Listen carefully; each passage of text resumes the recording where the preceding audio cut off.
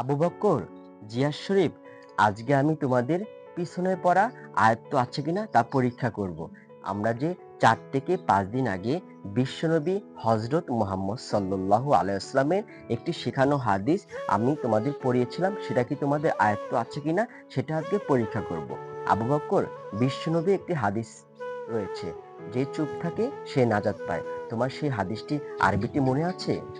হুজুর মনে নাই।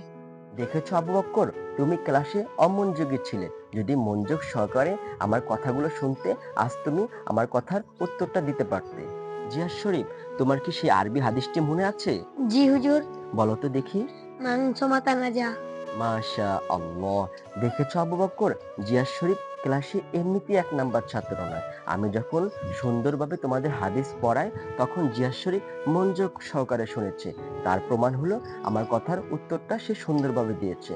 আবু বক্কর শোনো, আমি যখন তোমাদেরকে কোনো কিছু শিখাবো, মন দিয়ে শুনবে, তাহলে জীবনে ভালো কিছু করতে পারবে। কারণ শিক্ষক যখন কোনো কিছু বলে, তোমরা যদি মনোযোগ সহকারে শোনো, তাহলে সেটার উপর আমল করো, তাহলে তোমাদের ভবিষ্যৎ অনেক ভালো হয়। আল্লাহ রব্বুল আলামিন তোমাদের ভবিষ্যৎ ভালো করবে, কারণ যে পরিশ্রম করে তার জন্য সফলতা নিশ্চিত।